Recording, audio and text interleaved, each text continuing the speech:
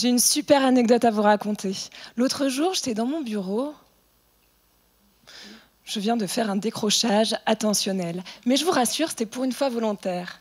Ce sont, vous savez, ces moments où nous allons partir dans nos pensées pendant quelques instants.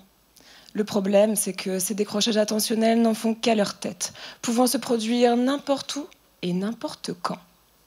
S'ils venaient à se produire pendant 2 secondes, alors que vous êtes à 130 km/h sur l'autoroute par exemple, cela reviendrait pour vous à parcourir 70 mètres en décrochage attentionnel.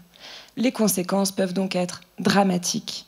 Mais cela s'applique également dans les écoles, puisque des pertes d'attention en classe peuvent être à l'origine de très grandes difficultés scolaires. D'où l'importance de les étudier.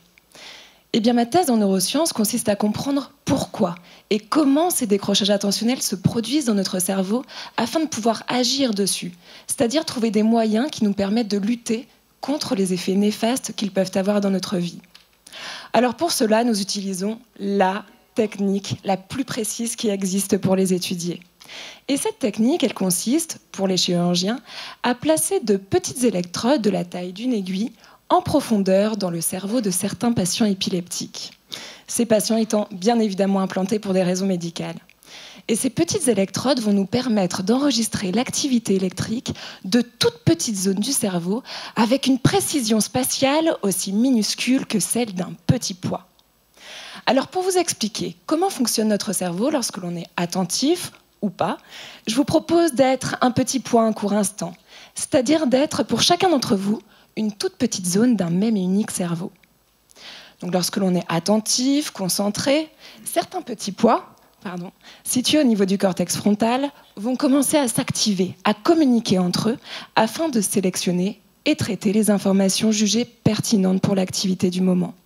Mais au même instant, d'autres petits pois vont quant à eux se désactiver, c'est-à-dire se rendre silencieux. Cette compétition entre ces deux types de petits pois va nous permettre d'être attentifs. Eh bien, les premiers résultats de ma recherche montrent que lorsque nous avons un décrochage attentionnel, les petits pois qui devaient se taire vont en fait commencer à s'activer, à communiquer entre eux, ce qui va provoquer un brouhaha dans notre cerveau, nous amenant à basculer dans nos pensées. Encore plus intéressant, nous sommes les premiers à montrer que ces décrochages attentionnels peuvent être extrêmement brefs, de quelques secondes. Ceci indique que notre attention peut nous échapper beaucoup plus souvent qu'on ne le croit et représenterait jusqu'à la moitié de notre temps censé être dédié à l'activité du moment, c'est-à-dire pour vous, à m'écouter. Alors finalement, on peut dire que je vous aurais présenté ma thèse en 90 secondes. Merci.